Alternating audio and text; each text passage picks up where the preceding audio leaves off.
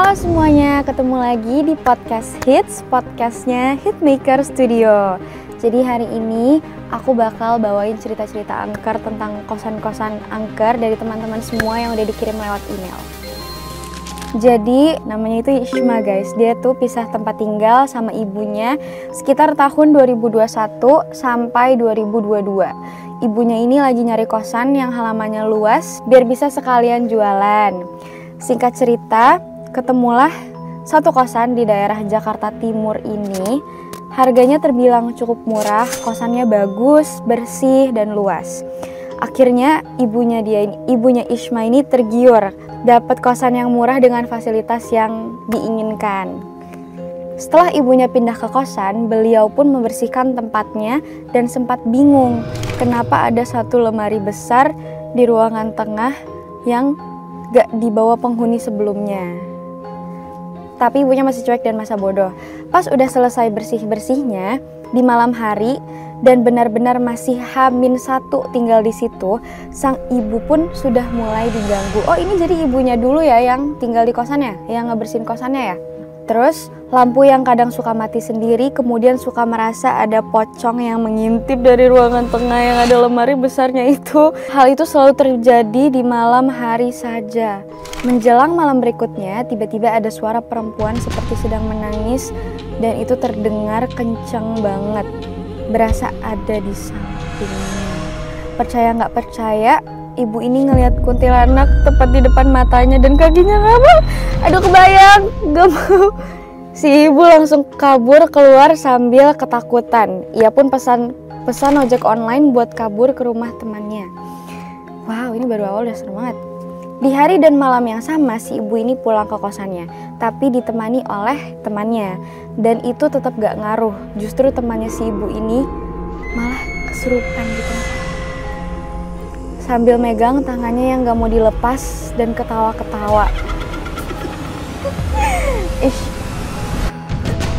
Kakak, kok bisa jatuh sendiri gitu sih? Ishma ini gak diceritain detailnya pas kejadian kesurupan itu gimana lagi. Jadi skip siang hari pas ibunya jualan, di samping kosan ada bengkel. Tukangnya nanya ke ibunya. Tukang bengkelnya ngomong gini, "Bu, suka dengar suara nangis ya kalau malam?" Ibunya Ishma jawab, "Iya, suka, sering malah." "Kok tahu?"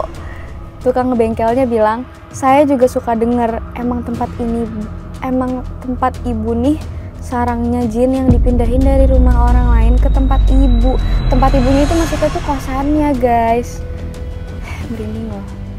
Maksudnya dulu juga ada rumah yang banyak jinnya, suka diganggu. Terus pemilik rumah itu minta bantuan orang pintar buat diusir sih, tapi malah dibuang ke kosan yang udah gak berpenghuni, yang ditempatin sama si ibunya Ishma ini. Jadi ternyata kosan ini tuh udah lama gak dihuni guys.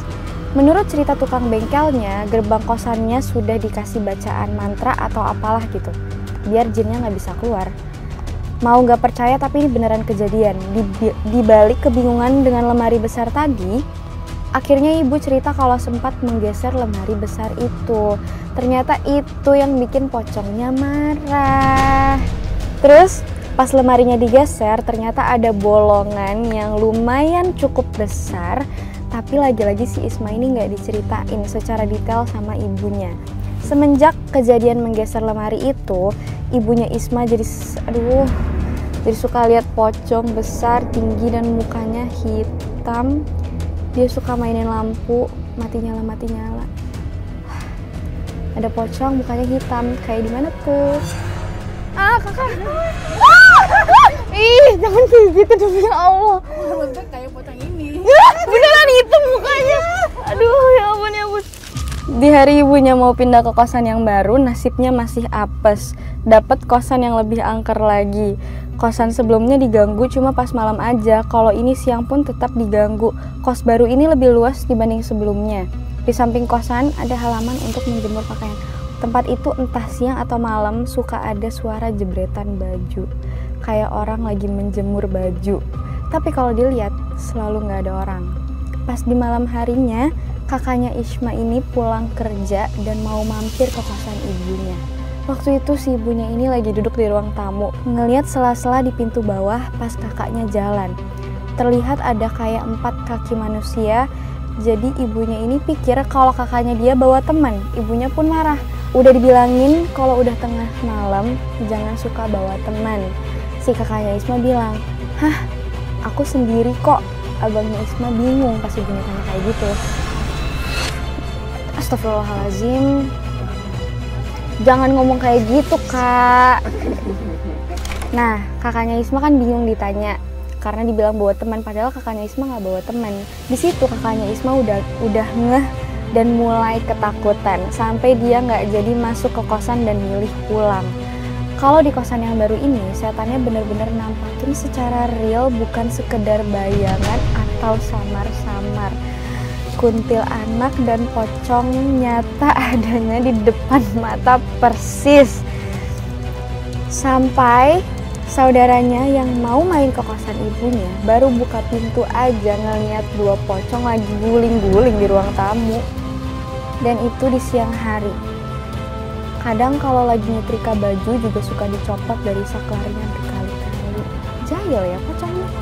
Setelah kejadian pocong atau hantunya itu ternyata suka copot saklarnya berkali-kali, akhirnya ibunya ini pindah lagi dan pindahnya malam-malam karena bener-bener gak tahan buat nunggu besok. Iya sih, aku jadinya juga udah kabur langsung gitu. Semua saudara yang bantuin ibunya udah keluar dari kosan. Yang terakhir itu ibunya. Waktu mau nutup pintu, tapi tiba-tiba tasnya ditarik dari dalam dan bisa kelepas juga. Jadi intinya jangan gampang tergiur sama kosan dengan harga murah. Coba tanya-tanya dulu kosnya, ada bekas tragedi apa, sudah pernah dihuni kah sebelumnya, dan lain-lain. Nih ya guys, jadi pelajaran dari cerita ini adalah buat kalian anak-anak merantau yang kuliah atau yang kerja atau misalnya lagi pisah dari keluarga terus kalian mau tinggal sendiri di kosan, kalian jangan tergiur sama berita-berita online kosan-kosan murah, karena sekarang kan udah banyak banget penipuan, hoax, kita nggak ada yang tahu itu kosannya bekas apa. Jadi kalian harus hati-hati.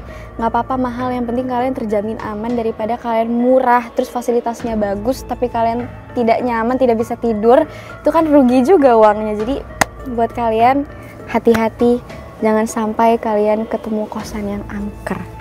Fun fact, ini ceritanya mirip sebenarnya sama film Regonyowo, kosan angker. Tebak siapa yang jadi tumbalnya, siapa yang jadi hantunya. Jangan lupa nonton. Begitulah cerita horor hari ini dari Isma lyhh24@gmail.com. Makasih ya Isma udah mau berbagi cerita horornya. Cerita horor berikutnya akan dibawakan sama Kak Ari Irham di episode podcast hits selanjutnya. Jadi kalian jangan sampai ketinggalan tontonin cerita-cerita kosan angker lainnya. Dan jangan lupa nantikan Regonyowo di bioskop tanggal 31 Juli 2025. Sampai ketemu di bioskop.